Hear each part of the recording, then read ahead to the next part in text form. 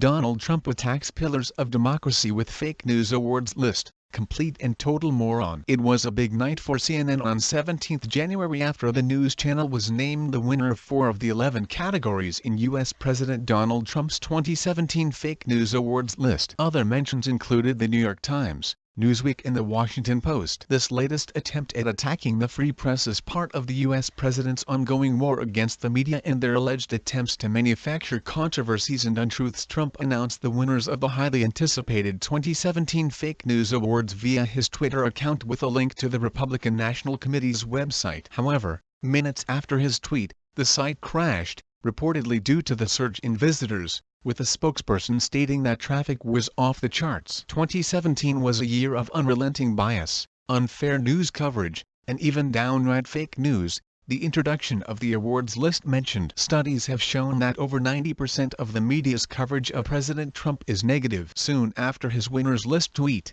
Trump softened his stance, claiming that despite some very corrupt and dishonest media coverage, there are many great reporters I respect and lots of good news for the American people to be proud of. Both Republican and Democratic senators criticized the president for going after the press with his fake news awards and called it an example to other international leaders on how to shatter one of the key pillars of democracy. He has threatened to continue his attempt to discredit the free press by bestowing fake news awards upon reporters and news outlets whose coverage he disagrees with. Arizona Republican Senator John McCain wrote in an op-ed for the Washington Post. Whether Trump knows it or not, these efforts are being closely watched by foreign leaders who are already using his words as cover as they silence and shatter one of the key pillars of democracy. McCain's fellow state Senator Jeff Flake echoed a similar sentiment as he spoke on the Senate floor. An American president who cannot take criticism, who must constantly deflect and distort and distract, who must find someone else to blame, is charting a very dangerous path, the retiring senator said. It is a testament to the condition of our democracy that our own president uses words infamously spoken by Joseph Stalin to describe his enemies.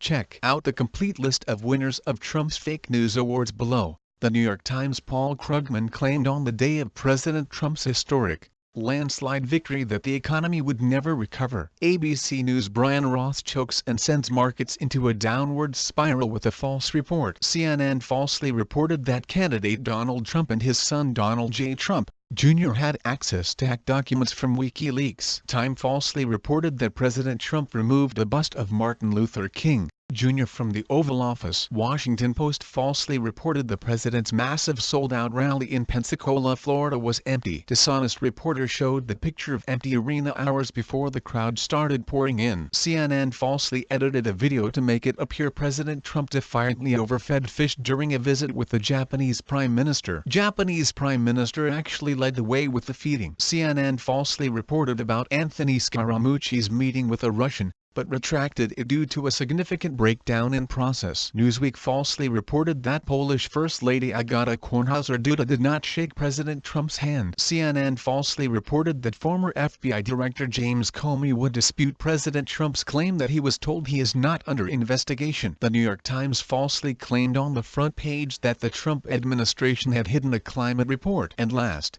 but not least, Russia collusion. Russian collusion is perhaps the greatest hoax perpetrated on the American people. There is no collusion.